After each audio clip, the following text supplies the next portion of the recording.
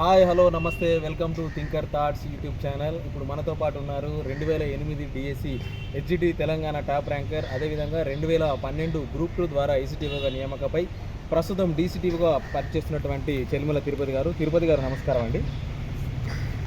తిరుపతి గారు, మీరు 2008 డిఎస్సి సాధించడం కోసం ఏ విధంగా కష్టపడ్డారు? మీరు తెలంగాణ టాప్ ర్యాంకర్ కావడానికి మీ వెనుక ఉన్నటువంటి కృషి ఏమిటి? కొంచెం మా వ్యూవర్స్కి అర్థమయ్యేలా ఎక్స్ప్లెయిన్ చేయండి.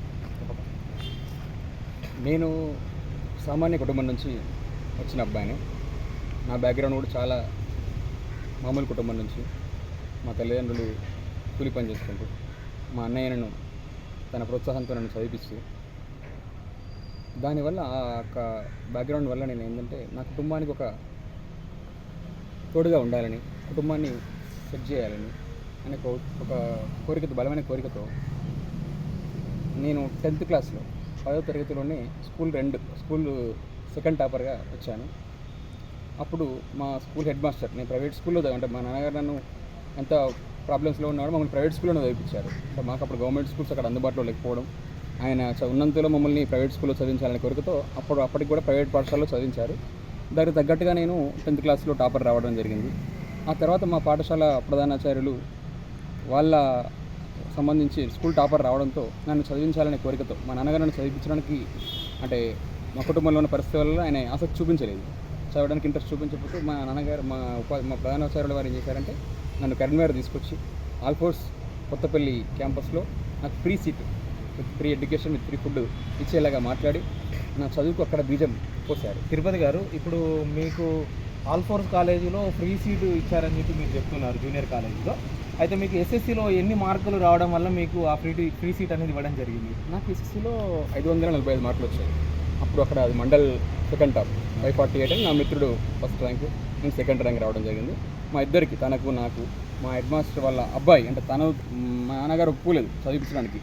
మా హెడ్ మాస్టర్ ఒకే మాట చెప్పారు, నా కొడుకు నీ కొడుకు కలిసి చదువుకుంటారు, నీకేం అభ్యంతరం, ఎలాంటి ఆయన జీవితాన్ని అది చేయకు, ఒక 2 సంవత్సరాలు చదివించండి, ఒక 2 సంవత్సరాలు అడిగారు, 2 సంవత్సరాలు చదివించండి, ఆయన లైఫ్ అని చూసుకుంటారన్న ఒక మాటతోని ఆయన ఇచ్చిన మాటతో మా నాన్నగారు నన్ను చదివించడానికి ఒప్పుకొని నన్ను కరీంనగర్ పంపించడం జరిగింది. 2 సంవత్సరాలు హాస్టల్లో ఉండి ఇంటర్మీడియట్ పూర్తి చేసిన తర్వాత, అప్పుడు అందరూ బీటెక్ హవా నడుస్తుంది. బీటెక్ అందరూ ప్రతి ఒక్కరు ఎవరైనా కూడా బీటెక్ చేసే కాలం అది. ఆ కాలంలో అప్పుడు నేను బీటెక్ చేసే స్తోమత మా ఫ్యామిలీలో లేదు. ఇంకా నన్ను చదివిస్తే వాళ్ళ కుటుంబం మీద భారం పడుతుందని ఒక కారణంతో నేను మా అడ్మిషన్ మళ్ళీ కలవడం జరిగింది. మళ్ళీ కలిస్తే తను అప్పుడు మా మంచిర్యాలలో ఎక్కడైతే మేము ఉంటున్నామో అక్కడ విద్యార్థి ఇన్స్టిట్యూట్ అనే ఒక విద్యార్థి టీటీసీ కోచింగ్ సెంటర్ అనే ఒక అకాడమీని చూసి అక్కడ ఉన్న ఆ కోచింగ్ డైరెక్టర్ని పిలిపించి, ఈ అబ్బాయి ఇలా చదువుతాడు, ఇలాంటి మెరిట్ స్టూడెంట్, ఇతనికి మనం సపోర్ట్ ఉండాలనే ఒక కారణంతో ఆయన చెప్పడంతో ఆయన వెంటనే నన్ను తీసుకెళ్ళిపోయి వాళ్ళ హాస్టల్లో నాకు ఫ్రీ ఇచ్చి, అక్కడ కూడా నాకు టీటీసీ కోచింగ్ ఫ్రీ ఇప్పించి టీటీసీ ఎంట్రన్స్ రాయించడం జరిగింది. టీటీసీ ఎంట్రన్స్ రాయించడంతో ఆ టీటీసీలో నేను స్టేట్ 12th ర్యాంక్ రావడం జరిగింది. దాంతో అక్కడ నుంచి మనకు వరంగల్ డైట్లో నాకు టీటీసీ గవర్నమెంట్ డైట్లో నాకు మళ్ళీ ఫ్రీగా చదువుకోవడానికి అవకాశం వచ్చింది. అక్కడికి పంపడం కూడా మా ఇంట్లో కొంచెం ఇబ్బంది పడ్డారు. అప్పుడు కూడా మా ఇంట్లో కొంచెం ఇబ్బంది పడుతూ ఉంటే కూడా మా అన్నయ్య ఒకటే మాట చెప్పాడు, ఈ 2 సంవత్సరాలు కష్టపడ్డాను, ఇంకొక 2 సంవత్సరాలు కష్టపడతాను, వాడికి ఉద్యోగం వస్తుంది నాన్న అని మా నాన్నని ఒప్పించి నన్ను. తిరుపతి గారు, ఇప్పుడు మీకు విద్యార్థి కోచింగ్ సెంటర్ టీటీసీ కోచింగ్ సెంటర్లో మిమ్మల్ని ఉచితంగా ఉంచుకొని హాస్టల్లో కోచింగ్ ఇవ్వడం జరిగింది అన్నారు. అయితే మీకు ఇంటర్మీడియట్లో మీకు ఎన్ని మార్క్స్ రావడం జరిగింది? మీరు ఏ గ్రూప్ తీసుకున్నారు? నేను ఇంటర్మీడియట్లో అందరిలాగానే ఎంపీసీ తీసుకున్నాను. ఎంపీసీ తెలుగు మీడియం కాబట్టి తెలుగు మీడియంలో చదివాను. నేను ఇంగ్లీష్ మీడియం మీద అంటే భయం అని కాదు, కానీ అప్పుడున్న పరిస్థితుల వల్ల మళ్ళీ సెకండ్ ఇయర్ మళ్ళీ ఫ్రీ ఇవ్వాలంటే మళ్ళీ మంచి మార్క్స్ రావాలి, ఇంగ్లీష్ మీడియం తీసుకుంటే ఎక్కడ వెనకబడి మళ్ళీ సెకండ్ ఇయర్ నాకు చదువు అయిపోతుందని ఆ ఉద్దేశంతో తెలుగు మీడియం తీసుకోవడం జరిగింది. తెలుగు మీడియంలో ఒక 963 మార్కులు రావడం జరిగింది అప్పుడు. దాంతో నేను అక్కడ నుంచి ఇటు తొందరగా జీవితంలో సెటిల్ అవ్వాలన్న ఉద్దేశంతో టీటీసీ చేసి తొందరగా ఉద్యోగం వస్తుందన్న కారణంతో. మీకు 963 మార్కులు వచ్చినప్పటికి కూడా అప్పుడున్న పరిస్థితుల్లో బీటెక్ అనేది అత్యంత ఖర్చుతో కూడింది.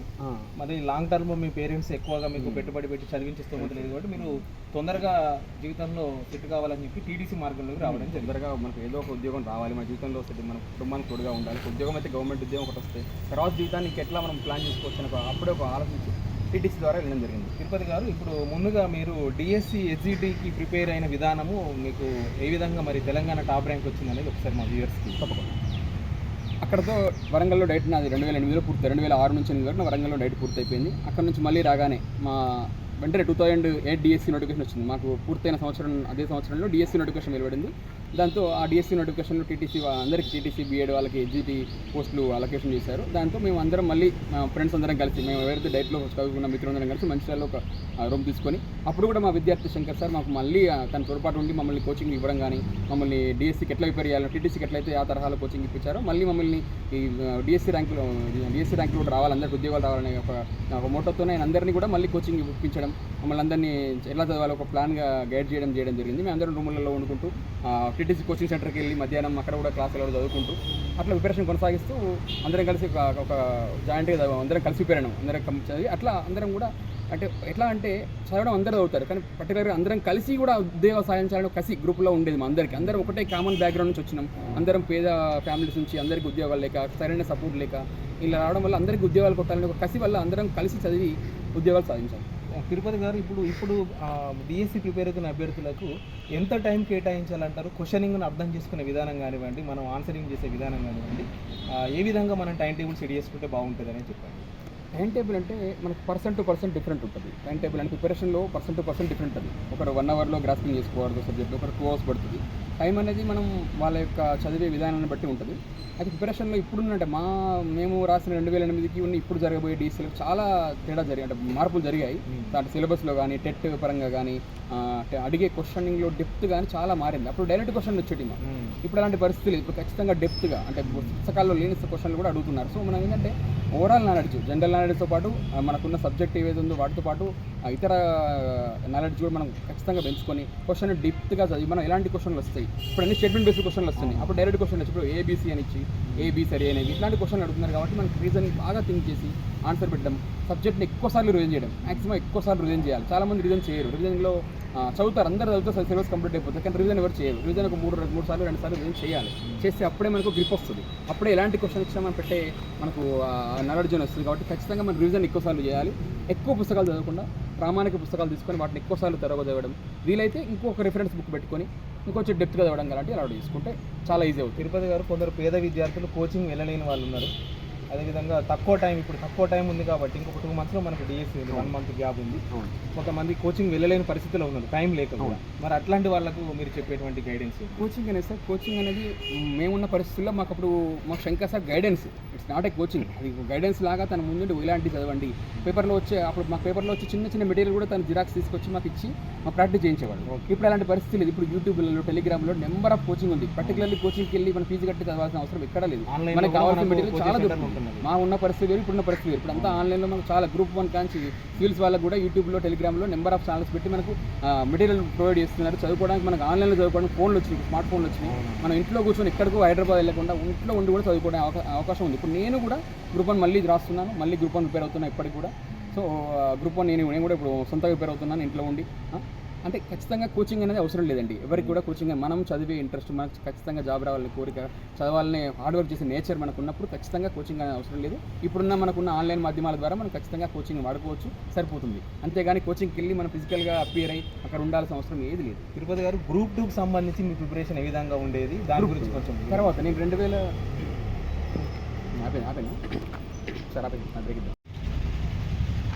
తిరుపతి గారు, ఇప్పుడు మీరు ఇంటర్మీడియట్ తర్వాత టీడీసీ చేయడం జరిగింది. తర్వాత మీరు డిగ్రీ కానీ మరి మిగిలినవి ఏ విధంగా చదవడం జరిగింది? ఇంటర్మీడియట్ టీటీసీ పూర్తయిన తర్వాత 2008లో వచ్చిన డిఎస్సీ నోటిఫికేషన్లో నేను జిల్లా స్థాయిలో మొదటి ర్యాంక్, అక్కడ కూడా మనకు మొదటి ర్యాంక్ రావడం జరిగింది. నాకు మంచిర్యాల డిస్టిక్లో మంచిర్యాల లోకల్లో గవర్నమెంట్ స్కూల్లో పోస్టింగ్ ఇవ్వడం జరిగింది. సో అక్కడ నేను గవర్నమెంట్ స్కూల్లో టీచర్గా స్టార్ట్ అయ్యాను. అక్కడ స్టార్ట్ అయిన తర్వాత ఆ స్కూల్లో పిల్లలకు 120 మంది పిల్లలు ఉండే. నాకు ఫస్ట్ నాకు 120 మంది పిల్లలు, వాళ్ళకు బోధించడం అదంతా నాకు టీచర్గా కొత్త అనుభవాన్ని నేను చూశాను. అంటే టీటీసీ ప్రాక్టీసింగ్లో చేసింది వేరు, పిల్లలకు డైరెక్ట్గా విద్యా బోధన చేయడం చాలా పరిణతితో కూడిన విషయం అది.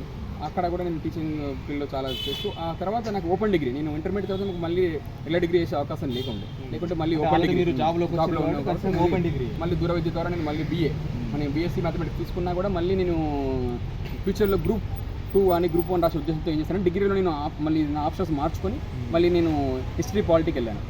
మీరు ఇంటర్మీడియట్ వరకు ఎంపీసీ బ్యాక్గ్రౌండ్ అయ్యి ఉండి మీరు డిగ్రీకి వచ్చేసరికి మాత్రము ఎంఈసి లేదు BA మ్యాథ్స్ అని గ్రూప్ బిఏ మ్యాథ్స్ అంటే సబ్జెక్ట్ ఏంటి సార్? BA మ్యాథ్స్లో mathematics, history, political science mathematics, history, political science అనేటువంటి ఒక విభిన్నమైనటువంటి గ్రూప్లోకి మీరు రావడం జరిగింది. వచ్చి దాని ద్వారా ఓపెన్ ద్వారా నేను డిగ్రీ పూర్తి చేశాను అంబేద్కర్ సార్ మరి ద్వారా. స్పెషల్గా మీరు ఈ మ్యాథమెటిక్స్, హిస్టరీ, పొలిటికల్ సైన్స్ తీసుకోవడానికి కారణం ఏంటి? ఒకటే కారణం, నాకున్న పరిస్థితుల్లో నేను అక్కడ ఆ ఉద్యోగంలో ఆగిపోదలుచుకోలేదు. జీవితంలో ఇంకా ముందుకెళ్ళాలన్న కసి నాకు ఉండేది. అక్కడ ఉద్యోగంతో నాకు ఒక బలం వచ్చింది, ఒక నమ్మకం వచ్చింది. నా మీద వచ్చిన నమ్మకంతో నేను ఇంకా ముందుకెళ్ళాలి. అప్పుడు నేను గ్రూప్ 1, గ్రూప్ 2 వాళ్ళ సక్సెస్ స్టోరీ చదివాను. ఆర్సీ రెడ్డి మ్యాగజైన్ చదివినప్పుడు గ్రూప్ 1, గ్రూప్ 2 వాళ్ళ స్టోరీ చదివినప్పుడు నాకు కూడా ఈ గ్రూప్ 1, గ్రూప్ 2 నేను ఎందుకు సాధించలేను, నాకెందుకు అవకాశం నుంచి ఖచ్చితంగా చేయగలను ఒక నమ్మకం నాకు అప్పుడు వచ్చింది. డిఎస్సీలో స్టేట్ ఫస్ట్ ర్యాంక్ రావడం, జిల్లా ఫస్ట్ ర్యాంక్ రావడం, స్టేట్ 12th ర్యాంక్ రావడంతో ఆ నమ్మకం నాలో నన్ను ఇంకా ముందుకు ఇంకేదో సాధించాలని ఒక నమ్మకంతో నేను డిగ్రీలో ఎందుకు విభిన్నంగా వెళ్ళాను అందరికంటే. ఎందుకంటే తొందరగా డిగ్రీ పూర్తి కావాలి. నేను ఒకవేళ మ్యాథ్స్, ఫిజిక్స్, కెమిస్ట్రీ తీసుకుంటే డిగ్రీ ఏమైనా బ్యాక్ లాగి డిగ్రీ ఏమైనా ఆగిపోతే ఇబ్బంది అవుతుంది. ఎందుకంటే ఓపెన్ లో చదువుతున్నాం కాబట్టి మనకు ప్రిపేర్ అయిన టైం ఉండదు, క్లాసులు రెగ్యులర్గా ఉండదు. సో నేను ఎందుకు ఏం చేశానంటే విభిన్నంగా నాకున్న సబ్జెక్ట్, నాకు ఇంట్రెస్ట్ సబ్జెక్ట్ అయిన హిస్టరీ, పొలిటీని నేను ఇది చేసుకున్నాను. మ్యాథమెటిక్స్ వదిలిపెట్టలేదు. మ్యాథమెటిక్స్ నాకు ఎప్పుడు ఉన్న టాప్. నేను ఇంటర్మీడియట్లో మ్యాథ్స్లో నాకు 70 మొత్తం 300 వచ్చింది నాకు. సో ఆ ఉద్దేశంతో మ్యాథ్స్ని వదిలిపెట్టుకోవాల్సుకోలేదు. సో హిస్టరీ, పొలిటీ తీసుకొని డిగ్రీ పూర్తి చేశాను. నేను డిగ్రీ పూర్తి చేసిన మరో సంవత్సరమే, అదే సంవత్సరం నాకు పూర్తయిన సర్టిఫికేట్ సంవత్సరమే గ్రూప్ 2 వచ్చింది. అంటే నా ప్లాన్, నేను అనుకున్న ప్లాన్ ఖచ్చితంగా అంటే మీరు డిగ్రీలో ఏదైతే హిస్టరీ, పొలిటికల్ సైన్స్ చదువుకున్నారు, మ్యాథమెటిక్స్ చదువుకున్నారు, ఇవి గ్రూప్ 2 కూడా మీకు చాలా వరకు ఉంటాయని నాకు తెలుసు. హిస్టరీ, పాలిటీ ఉంటుందని తెలుసు. FPSCలో అప్పుడు నేను చూసేవాను పేపర్లో. ఆ పేపర్లో చూసి నాకు హిస్టరీ, పాలిటీ నేను FPSC పేపర్ అటెంప్ట్ చేశాను బిఫోర్. అంటే ఆ సంవత్సరం 2009లో జరిగిన గ్రూప్ 2 పేపర్ తీసుకొని నేను అటెంప్ట్ చేశాను. అందులో ఆల్మోస్ట్ అన్ని క్వశ్చన్స్ అటెంప్ట్ చేశాను. సో నాకు ఆ నమ్మకం వచ్చింది, నేను చేయగలను నమ్మకం వచ్చి నేను ఏం చేశానంటే అప్పుడే డిగ్రీ నేను. సరే, ఇప్పుడు మీరు గ్రూప్ 2 అనేది ఎన్ని రోజులు ప్రిపరేషన్ టైం పట్టింది, మీరు ఏ విధంగా ప్రిపేర్ అయ్యారు? నాకు 11లో నా డిగ్రీ పూర్తయింది. 2008 to 11లో నేను ఓపెన్ డిగ్రీ పూర్తి చేశాను. 11లో నా డిగ్రీ పూర్తి అవ్వగానే 11 డిసెంబర్లో నోటిఫికేషన్ వచ్చింది. 12 జూలైలో ఎగ్జామ్. జస్ట్ 6 months గ్యాప్ ఉంది. నేను నా జాబ్కి లీవ్ పెట్టేశాను. లెటర్ ఉన్న జాబులు అప్పుడు అప్రెంటిస్షిప్లో ఉన్నాను. ఆ టీచర్ జాబ్ నేను లీవ్ పెట్టేశాను. వెంటనే జనవరిలో 6 నెలల కాలం ఉంది. 6 నెలల కాలాన్ని సద్వినియోగం చేసుకున్నాను. ఎందుకు నాకు 6 నెలల కాలం సరిపోయింది అంటే నేను ప్రీవియస్గా టీటీసీ కానీ డిఎస్సి కానీ చదివిన ఆ జ్ఞానం, ఆ యొక్క బ్యాక్గ్రౌండ్ వల్ల నేను ఈ గ్రూప్ 2 చాలా తొందరగా గ్రాఫ్ చేసుకుని 6 నెలల కాలం తొందరగా. అంటే చాలామంది ఫస్ట్ టైం రాస్తున్నావు నువ్వు, ఈ గ్రూప్ 2 నీకేం వస్తుంది అని చాలామంది అడిగారు. నువ్వు ఎందుకు రాస్తున్నావు, అలా పోస్టులు లేవు, ఈ అవసరమానికి జాబ్ వచ్చింది కదా, ఈ గ్రూప్ 2 అవసరమానికి అని నన్ను హెల్ప్ చేసిన వాళ్ళు కూడా ఉన్నారు. బట్ వాళ్ళకి సమాధానంగా నేను గ్రూప్ 2లో జాబ్ కొట్టే చూపించాను. Very good sir. ఇప్పుడు మీరు గ్రూప్ 2లో ఏసీటీఓగా తీసుకున్నారు జాబ్. ఏసీటీఓ పోస్టులు ఎన్ని ఉండే సార్? అప్పుడు కాంపిటీషన్ ఏ విధంగా ఉండేది, మీ ర్యాంక్ ఎంత? నోటిఫికేషన్ వచ్చిన రోజు చూసిన పోస్టుల ప్రకారం ఏంటంటే ఏసీటీఓ అనేది బీసీబీలో ఒకటే ఉంటుంది, ఓపెన్లో ఒకటే ఉంది. రెండు పోస్టులు ఎలిజిబుల్ యాక్చువల్గా ఏసీటీఓ పోస్టు. అదర్ పోస్టులు ఉన్నాయి కానీ అప్పుడు చాలా తక్కువ ఉండే. ఆ నోటిఫికేషన్ ఓన్లీ 64 పోస్టులతో వెలువడింది, అంతే. 64 పోస్టులతో వెలువడింది. తర్వాత నోటిఫికేషన్ ఎగ్జామ్ పూర్తి అయ్యే తర్వాత మళ్ళీ ఒక 50-60 పోస్టులు కలిసాయి, 120 పోస్టులు వచ్చాయి. బట్ నేను గ్రూప్ 2లో జోన్, మన అప్పుడు ఉమ్మడి జోన్, మన ఈ జోన్ అయితే ఇప్పుడు ఏదైతుందో వరంగల్, ఆదిలాబాద్, కర్నూలు జోన్ 5 ఉండే అప్పుడు ఉమ్మడి జోన్. ఆ జోన్లో నేను జోన్ 3rd టాపర్గా రావడం జరిగింది. ఏసీటీఓగా రిక్రూట్మెంట్ అయ్యి ఇప్పుడు డీసీటీఓగా కరీంనగర్లోనే డ్యూటీ చేస్తున్నాను. డీసీటీఓగా మీరు ప్రమోషన్లో డీసీటీఓగా ఉన్నారు. నేను 13 సంవత్సరాల సర్వీస్ పూర్తి చేసుకున్నాను డిపార్ట్మెంట్లో. Okay sir, very good. మీరు 2008 DSC HGT Telangana top ranker గాను, అది ఉమ్మడి ఆంధ్రప్రదేశ్ 12th ర్యాంకర్ గాను, అదేవిధంగా గ్రూప్ 2 2012 జోన్ 3rd ర్యాంకర్ గాను. 3rd ranker sir, 3rd ranker గాను. ఇప్పుడు ప్రస్తుతం మీరు గ్రూప్ 1 ప్రిపరేషన్లో ఉన్నారు. మరి ప్రిపరేషన్ ఏ విధంగా ఉన్నది? ఇప్పుడు మా వ్యూవర్స్ ఎవరైతే ప్రిపేర్ అవుతున్నారో వాళ్ళకు మీరు ఏమైనా గైడెన్స్ మీ పరంగా? గ్రూప్ 1 రాయడమే నా డ్రీమ్. గ్రూప్ 1 నేను గ్రూప్ 2 రాసిన తర్వాత మళ్ళీ 10 సంవత్సరాల గ్రూప్ 1 అనేది పడింది ఇప్పుడు నోటిఫికేషన్ అనేది. నేను కూడా ఈ గ్రూప్ 1 కోసం ఈగర్గా వెయిట్ చేస్తున్నాను. ఈ గ్రూప్ 1 ప్రిపరేషన్ నేను కూడా 2 సంవత్సరాల క్రితం స్టార్ట్ చేశాను. ఏదైతే నోటిఫికేషన్ వచ్చిందో ఆ రోజు నుంచి నేను లీవ్ పెట్టడం జరిగింది. 1 year లీవ్లో ఉండి చదువుకున్నాను. ఇప్పుడు మళ్ళీ డ్యూటీ చేస్తూ మళ్ళీ అటెండ్ అవుతున్నా. ఫిలిమ్స్ ఈ జూన్ 9 జరిగే ఫిలిమ్స్ అటెండ్ అయిన తర్వాత మళ్ళీ నేను లీవ్లో వెళ్ళి మళ్ళీ నేను మెయిన్స్ కూడా కంప్లీట్ చేస్తాను. తప్పకుండా ఒక మంచి పోస్ట్ గ్రూప్ 1లో సాధించి ఇంకా పబ్లిక్ సర్వీస్ ఇవ్వాలనేది నా యొక్క డ్రీమ్. అది తప్పకుండా గ్రూప్ 1 నేను అటెంప్ట్ చేస్తానండి. ఈ గ్రూప్ 1 ఎలా ప్రిపేర్ అవ్వాలంటే, ఈ జరగబోయే ఫిలిమ్స్కి ఎలా అభ్యర్థులు రెడీ కావాలంటే కంపల్సరీ అనేది ఇప్పుడు జరగబోయే గ్రూప్ 1లో మనం చదివిన పుస్తకాల నుంచి క్వశ్చన్స్ రావడం అనేది చాలా అరుదుగా ఉంది. గత 2 ఫిలిమ్స్లో చూసాము, మనం చదివిన పుస్తకాల నుంచి క్వశ్చన్స్ రావట్లేదు. అంటే చాలా డెప్త్గా, చాలా విస్తృతంగా అభ్యర్థికి ఓవరాల్గా అవగాహన ఉందా లేదా, అభ్యర్థి చేయగలడా లేదా అనే ఒక దూరంలో అడుగుతున్నారు తప్ప బుకిష్ నాలెడ్జ్ అడగట్లేదు. అభ్యర్థికున్న సొంత నాలెడ్జ్ను, శాస్త్ర జ్ఞానాన్ని వాళ్ళు పరిశోధిస్తున్నారు తప్ప ఒక క్వశ్చన్ ఇచ్చి డైరెక్ట్ క్వశ్చన్ ఇచ్చి ఆన్సర్ బెటర్ అనే క్వశ్చన్లో ఇప్పుడు లేదు. సో కంపల్సరీ మనకున్న ఐడియాలజీతో మనం కొన్ని టెక్నిక్స్తోని ఈ గ్రూప్ 1 ఫిలిమ్స్లో ఎలిమినేషన్ టెక్నిక్స్ కానీ మనకున్న ప్రీవియస్ నాలెడ్జ్తో కానీ ఎలిమినేషన్ చేసుకుంటూ ఈ గ్రూప్ 1లో మనం అటెంప్ట్ చేస్తే తప్పకుండా అందరూ క్వాలిఫై అవుతారు. సార్ ఇవి మెయిన్స్కి ఏ విధంగా మరి ప్రిపరేషన్ ఉంది? మెయిన్స్లో మనకు కంపల్సరీ అందరూ చేసే మిస్టేక్ అంటే హ్యాండ్ రైటింగ్ అందరం మెయిన్స్ కావాల్సిందే హ్యాండ్ రైటింగ్. మన 10th క్లాస్లో ఎప్పుడు ఎగ్జామ్స్ రాస్తుంటాం 6 పేపర్లు అందరం చాలా బాగా రాస్తుంటాం. ఇంటర్మీడియట్లో అందరం చాలా బాగా రాస్తాం. కానీ ఇప్పుడు ఈ గ్యాప్లో మనం హ్యాండ్ రైటింగ్ అనేది మనం కోల్పోయి ఉంటాం, అంటే ప్రాక్టీస్ కోల్పోయి ఉంటాం. సో ఇప్పుడు అందరం చేయాల్సింది after prelims compulsory mains qualify అయ్యే మార్క్స్ మనకు వస్తున్నాయని నమ్మితే ప్రిపరేషన్ వెంటనే మొదలు పెట్టేసుకుని మెయిన్స్ మనం హ్యాండ్ రైటింగ్ ప్రాక్టీస్ చేస్తూ కంపల్సరీ మెయిన్స్కి ఏంటంటే లిమిటెడ్ బుక్స్ చదవాలి. కంపల్సరీ ఎక్కువ అవసరం లేకుండా ఎలాంటి క్వశ్చన్స్ రావచ్చు, ఎలా క్వశ్చన్ అడుగుతారు, ప్రీవియస్ క్వశ్చన్స్ కొన్ని చూసుకొని వాటికి ఆన్సర్ ఎలా రాయాలి, ఎలాంటి ఆన్సర్ రాస్తే ఎలా ప్రజెంటేషన్ స్కిల్స్, రైటింగ్ స్కిల్స్ ఇవన్నీ మనం చేస్తేనే మెయిన్స్ రావడానికి అవకాశం ఉంటుంది.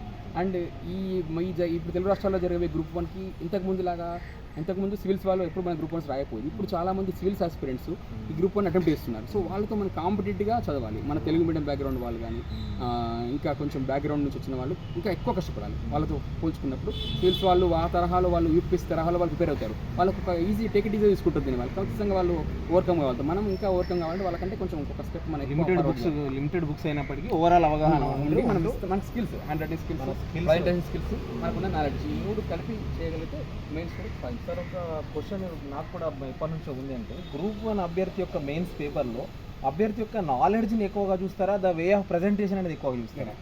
ప్రజెంటేషన్ అవసరం, బట్ ప్రజెంటేషనే చూడరు. ఓన్లీ ప్రజెంటేషన్ చూడరు. మనం ఏది పడితే అది రాస్తే ప్రజెంటేషన్ బాగుంటే అయిపోతుంది కదా. కంపల్సరీ అడిగిన క్వశ్చన్కి ఏం రాశాడు, అది దానికి రిలేటెడ్ ఉందా లేదా. మనం ఏదో స్టోరీ రాస్తే ఇప్పుడు ఏదో క్వశ్చన్ అడిగారు సింధు నాగర్ కదా అంటే అడిగిన పాయింట్ ఏంటి, ఆ క్వశ్చన్లో థీమ్ ఏంటిదో ఆ థీమ్కి తగ్గట్టు రాశాడా, ఉన్నదే రాశాడా, చదివింది రాశాడా, క్వశ్చన్కి అడిగింది మాత్రమే రాశాడని చూస్తారు. ఆ ఎండ్ టైంలో మనం ఆ 10 నిమిషాల టైంలో మనకి ఇచ్చిన క్వశ్చన్కి మనం ఎంత రిలేటబుల్ ఆన్సర్ రాస్తున్నాం, ఎంత ఇంట్రడక్షన్, కంక్లూజన్ ఏం రాశాడు, ఏదో ఏది పడితే రాశాడా, క్వశ్చన్కి రిలేటెడ్ రాశాడా అని చూస్తారు. దాన్ని బట్టి ప్రజెంటేషన్ అనేది చూస్తారు. బట్ దానికి కొన్ని మార్క్స్ ఉంటాయి, ఆన్సర్ కొన్ని మార్క్స్ ఉంటాయి. సో ప్రజెంటేషన్తో పాటు ఆన్సర్ ఇంపార్టెంట్. ఆన్సర్లో ఖచ్చితంగా మ్యాటర్ ఉంటేనే ప్రజెంటేషన్ చూస్తారు. ఆన్సర్లో మ్యాటర్ లేకుండా నువ్వు ఎలాంటి ప్రజెంటేషన్ చేసినా వేస్తావు. సార్ ఇప్పుడు మీరు ఆల్రెడీ డీసీయూటీఓ అంటే దాదాపు ఒక గ్రూప్ 1 స్థాయి ఆఫీసర్గానే ఉన్నారు. మళ్ళీ మీరు గ్రూప్ 1 ప్రిపరేషన్ ద్వారా ఎలాంటి స్థాయి, ఎటువంటి హోదా గల ఉద్యోగం కోసం ప్రయత్నిస్తున్నారు? అలా ఏం లేదంటే కంపల్సరీ స్థాయి అనేది లేదు. మనం హార్డ్ వర్క్ చేసి మంచి పోస్ట్ సాధించాలి. ఎందుకంటే బెటర్ పోస్ట్ అంటే పబ్లిక్, ఇప్పుడు నేను ఉన్న డిపార్ట్మెంట్ పబ్లిక్ సర్వీస్ అనేది ఉండదు. పబ్లిక్ సంబంధించిన రిలేషన్స్ కానీ సర్వీస్ కానీ నేను ఇవ్వలేను. సో అలాంటి పోస్ట్కి వెళ్ళానండి. పబ్లిక్ సర్వీస్, పబ్లిక్ దగ్గరగా ఉండే పోస్ట్. నేను నా బిఫోర్ టైంలో చూసానంటే పబ్లిక్ రిలేషన్ ఆఫీసర్ ఉండే పద్ధతి వేరు, అది నేను ఉండే పొజిషన్ వేరు. సో అలాంటి పబ్లిక్ రిలేషన్ ఆఫీసర్ ఉండే పోస్ట్కి వెళ్ళాలని నాకు కోరిక. సో పబ్లిక్ దగ్గరగా ఉండి ఇంకొంచెం మంచి పోస్ట్లో ఉండాలంటే, మంచి సర్వీస్ ఇచ్చే పోస్ట్లో ఉండాలని నాకు. ఓకే తిరుపతి గారు, చాలా థ్యాంక్స్ అండి. మా వ్యూవర్స్కి మీరు డిఎస్సికి సంబంధించి కానీ, గ్రూప్ 2కి సంబంధించి కానీ, గ్రూప్ 1కి సంబంధించి కానీ చాలా మంచి బ్రీఫ్ ఇన్ఫర్మేషన్ ఇచ్చారు. ప్రిపరేషన్ సంబంధించి చాలా మంచి గైడెన్స్ కూడా ఇవ్వడం జరిగింది. మీరు ఇంత కింది స్థాయి నుండి ఒక కష్టపడేటువంటి కుటుంబం నుంచి వచ్చి మీరు ఈ స్థాయికి రావడం అనేది కూడా చాలామందికి ఒక ఇన్స్పిరేషన్గా ఉంటుంది. మీలాంటి వాళ్ళ వల్లనే ఇప్పుడు రాబోయే తరాలు కూడా మంచి ప్రిపరేషన్లో ఉంటూ వాళ్ళు కూడా విజయాలు సాధిస్తారని చెప్పి మేము కోరుకుంటూ మీకు కూడా all the best sir. Thank you very much sir. చూశారు కదండి మన తిరుపతి సార్ గారితో ఇంటర్వ్యూ. మరి ఇలాంటి సక్సెస్ స్టోరీస్ని మరిన్నిగా తెలుసుకుంటూ మీరు మీ ప్రిపరేషన్ సక్సెస్ఫుల్గా, మీ జర్నీని సక్సెస్ఫుల్గా కొనసాగించాలని కోరుకుంటూ మన థింకర్స్ థాట్ ఛానల్ని తప్పకుండా సబ్స్క్రైబ్ చేయండి. Thank you very much. Okay Tirupati sir, మా థింకర్స్ థాట్ ఛానల్కి ఇంత మంచి అవకాశం ఇచ్చి మీ సక్సెస్ స్టోరీస్ చెప్పి మా వ్యూవర్స్కి మీ యొక్క గైడెన్స్ ఇచ్చినందుకు చాలా thanks sir. Thank you very much.